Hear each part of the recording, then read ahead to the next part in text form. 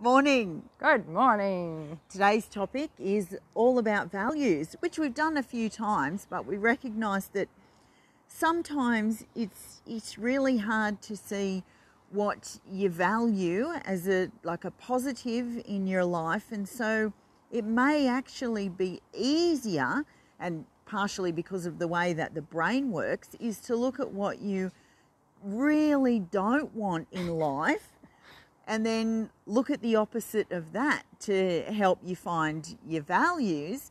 But then there's also this thing about whether you're choosing them consciously or unconsciously based on past programming. And that's why we have a values module early in our course, but we also recommend to our participants that they redo that module at the end of the course, because once we become more aware and clear up our programming, then our values tend to change, or we tend to see that the values that we were choosing may not have been values that were really true to ourselves. Yes. So an example for me when I first came across this concept of values, it's so brilliant. It really helped me because I was just starting to ponder this concept of homeschooling my children, knowing I'd have to go out and tell people this because people were all asking me, oh, when are your kids going to start school? And I started to, I saw this in a homeschool magazine, and it was saying to me that I should think about what are my top values with my kids. And of course, one of my top values was to be connected with them and to have a really great relationship with them, to be there for them, to be part of their learning journey. And that was all really good, because when I went to see people, I could actually say that these are my values. And the thing with that is you can't really get into a power struggle with another person, which sometimes I felt like that was happening because I felt like I was being judged. And so this gave me a way of saying, look, this is my value. And of course, other people are very free and welcome to have other values, and we can all just live in harmony, going towards what's really important and valuable to us. But even though I chose connection and I chose being like learning alongside them and being with them every day, it didn't mean that I didn't have a lot of resistance to those values come up. I had to keep revisiting them. And back then, I didn't have an amazing course like Joe and I have created where somebody would be with me every week to tap on my resistance, because I didn't see anything like that around. And it's why we've created the course that we have, because there was so much resistance, because my upbringing had been not too much about relaxation. It had been all about doing and all about being really busy and all about, having 1,000 things to do each day and activities and keeping everything tidy and clean and me going off to school and having a really quite rigid schedule for most of my life. I found it really, really difficult there was so much resistance to doing the things with my kids that I really valued, even though consciously I wanted to do that. I wish I'd had a way to shift the resistance. What about you, John? Well, so interesting to look back, because I would have said that I highly valued connection with my kids and honesty, but what I valued mostly was a calm, peaceful household, which meant, relatively quiet. But the downside of that is loads of suppressed feelings, myself. So because I want a quiet home, I suppress my feelings, but I also insist, even without words, that my children do the same. And I'm doing things like, if they begin to get loud or expressive or show anger, or I'm sending them to their room to be on their own with their really big feelings that a child needs help to get through. So this thing, it was so unconscious for me, so driven to have the opposite of loudness and craziness and drama. Yeah, which is, I was going to say, that's coming out of your own childhood. This vow to be calm, you know, to not have what was in my own childhood. Yes, but it's so unhealthy. It may look healthy on the outside, and I do recall many mums saying to me, I've never seen you yell at your children or, you know, get upset with them like out when we're at sport or when we're at events or whatever. And I'm smiling like, yeah, I'm the perfect mother, which is such a load of rubbish because there's so much suppressed emotion, not just me, but everybody in the home, because that's what I insisted upon. Yeah, and that's the way that you survived your childhood. So you're thinking that's, you know, it's kind of a knee-jerk reaction though, isn't it? Like you're getting triggered and that's the knee-jerk reaction. And I know this is what I, every week when the parents come to our calls, I ask them, like, what were the triggers this week? And they know now to tell me about what's been triggering you, because that is where the resistance is between what you're wanting to, like a lot of the parents that are on our calls have come to us through gentle parenting groups, through peaceful parenting groups, certainly are all wanting to be conscious, peaceful, gentle parents, doing a lot of attachment style parenting. And this is what they value. This is what they really value. But coming from homes where that was not just not done, like most of us grew up in similar kinds of childhoods. If you're around the same age, it's just and we think that is my home different? Like we do when we really go there and look at it, find that we all had similar kinds of experiences. Not perhaps exactly the same. But, you know, everyone got shamed, everyone got threatened, everyone got some form of, even if it was more, you know, I'm just ignoring you today or something like that, which was really hurtful for ourselves as children. Everyone, you know, maybe heard arguments. Things happened in our own childhoods where, and our lives were a certain kind of way that we've often vowed against. But then when we try and recreate something consciously, that all that subconscious stuff is still there, and we find ourselves doing things we don't want to do. And I often found myself, you know, yelling, or you know, I was the opposite to Joe. I would often explode, or because I had this expectation of myself that I could live by these higher values that I wanted to live by. So even that was kind of challenging, because turmoil inside of us. Yeah, and not having a way to work with that resistance. So that's why I do what I do now, because I know that if I'd had a way that someone could work with me on that resistance each week, and I could start letting go of the programs I've developed in my own early years, then I would be able to change it and work with myself a lot easier than I could by just, like, willpower doesn't work, because the work that I do with people is deep subconscious work. It's not about like changing things through the conscious mind. It's through the subconscious, which is the millions of pieces of information that really run the show. Yeah. That happen 0.0009 of a second. They kick in. Yeah. And just back to my story. So now what I can do when I've worked on all of those things, so I can be in the presence of people who are in deep sadness, or who are very angry, or like who are very expressive of their emotions. Thank you for helping me with that. Anytime. And remain calm and not expect them to behave any differently. Yeah. And it's huge. It's huge. So we are. So the exercise that we'll be sending out in our email this week, and the modules for values is actually in this group. You can come and do do it with our course participants and talk about it there. It really goes deep into how you're doing your values now. Like, you're going to work out that even if you think you're valuing connection, when you do the values module, it'll ask you, like, how much time really are you spending on connection?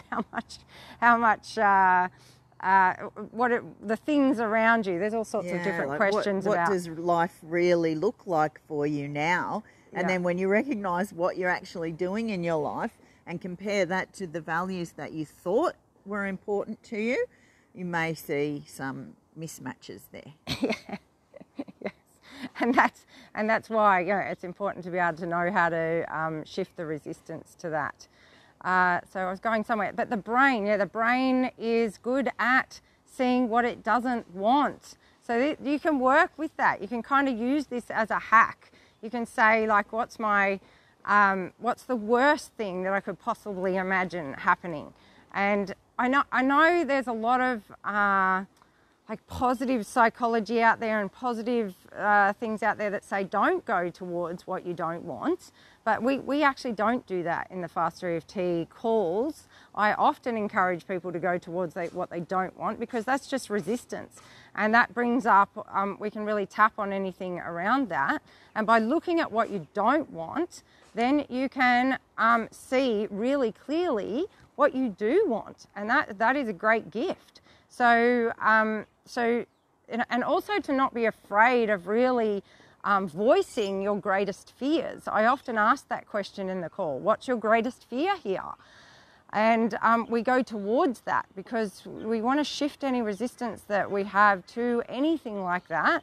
And by shifting the resistance to the greatest fears, it makes it easy to go towards the things that we don't want, because it's the fear and the shame and all the emotional stuff that we're holding on to that will come up when our children, challenge us. And today they're not being the easiest children to be a gentle parent around, and all of a sudden we're thrown back into how we operated in our own childhood to keep ourselves safe, and instead of living by the values that we want to live by. Yeah, and those programs that were extremely successful as a child, but may not be serving us now as an adult. And if you don't have a safe place where you can go and share your shame and fear and guilt and be held in a supportive, non-judgmental space,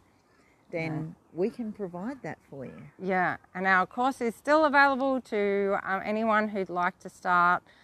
We're starting up this week, and in the next couple of weeks we can still take people in, start doing our calls. We've put some great testimonials and things up this week where some beautiful mums. Casey came and spoke about that one in particular, about like the being fearful, and as it was for me when I first joined a course to share my stuff, and I joined one in the US because I was sure that I wouldn't physically run into anyone then.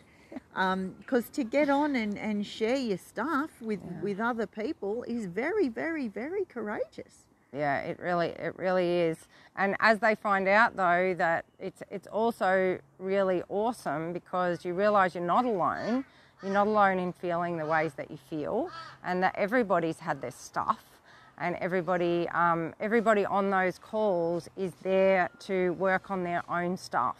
And so often it's really beautiful. Sometimes there's kind of a theme in the calls, because things just tend to be quite synchronistic and all work out. Yeah, a bit teary because I recently spoke to one of my children, because Ilka and I don't do this work because we were amazing parents, brilliant parents, the perfect parents. That definitely was not every day. Us. And I recently chatted with one of my kids, and I was talking about the work that we do, and I teared up and I couldn't speak for like a few seconds, and then I said, part of me feels a little bit hypocritical in doing the work that we do, because so many things that we speak about, I didn't get right, or I didn't do. I wasn't there for them to share their emotions with me. And she said, it's okay, Mum, like, you're good at it because you were so, like, bad at it, and what we sometimes it's what we teach is what we most need to learn ourselves, and that's the case for me. Yes. Yeah. And yeah, me too. Like, I had many, and Jo did have many good times as well. Like, she did have times where she was, I don't. There really is no. We're all just doing the best we can. It's the thing. We're doing what our subconscious tells us to do. Like, we really have just been programmed from our own childhood. So we pass on the good out of our own childhood. We try and think up what's the best way. But the best part about coming to the calls and is this subconscious work, because it's even Jo's subconscious there, saying to us, oh, like we didn't be a good mum, when really it was true maybe 10% of the time or 20% of the time. You can't know. Like, it's just how it worked out. There is no right or wrong, good or bad. We were all doing what we knew how to do. So, and our children will do the same. But the beautiful thing about moving forward with these kinds of tools is that your children get to see you becoming more self-empowered and more emotionally regulated. And I got sent another video this week from a mum whose little boy was tapping on the couch. Now, he was labelled autistic early in his life, or given that, diagnosis or whatever you call it, but he's now starting to, because his mum's been doing her work, he is a totally changed child. Like, I wish I had videos from the beginning of her starting to do the work and now. And the other day she sent me a video where he was sitting up with his dad, and he's just like doing this on his face. So awesome. Yeah, it's just so cool, so cool. So that's the really big difference, that we're just giving ourselves more availability to change things, like change the resistance, to shift the resistance, to not be in our subconscious programming. Because until we learn how to shift out of that, everybody lives from it. Some people are conscious of living from it, and some people aren't. But if you're here, then you're definitely conscious of it. And we do joke on the calls too that it's not the easiest thing to be aware of it. To constantly be aware of your own programming and what you're doing and all of that. Sometimes you think, oh, it'd just be easier to go, look, the old days, they had it right. Just keep doing it the way they did it and everything will be okay. But unfortunately, I don't believe that. I think that we can change and make it a lot better and do life calmer, more gently, more peacefully, more harmoniously, and have a greater awareness, all those things. Yeah, and a big thing, and this is the path that I've watched in many, and I'm watching in some young people in my life at the moment. This is what the path I went down. I initially sought knowledge, so books, videos, delved into I'm a researcher. I love to let's read another book, watch another video, get some more logic, some more stuff I can analyse. But there's a big gap then, and then frustration kicked in for me. Like, how come I know all this stuff, but still I'm behaving the same way in my life? And that is because I wasn't working on my subconscious programming. Yeah, and it takes actually doing the work. It's actually showing up, doing your tapping, changing the stuff that's in your subconscious, releasing the emotions around things, which means looking at it, hearing the sounds of, like Jo's worked on all of the arguing and the things that happened in childhood, where the things you don't want to hear, the things you didn't want to see, all of that, going, like, we take you right deep into that so that you can let it go.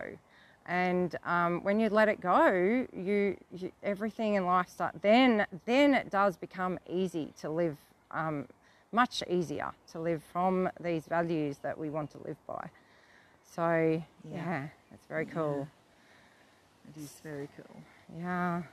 So if you'd like to join our beautiful TAP commune and the people doing our course, and come along to the course calls, then send us a PM. We can do a discovery call with you, and yeah, join us. Yeah.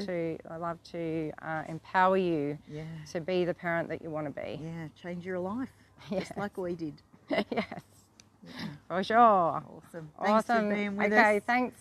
We'll see you again next Wednesday. Mum. Good to see you. Okay, bye.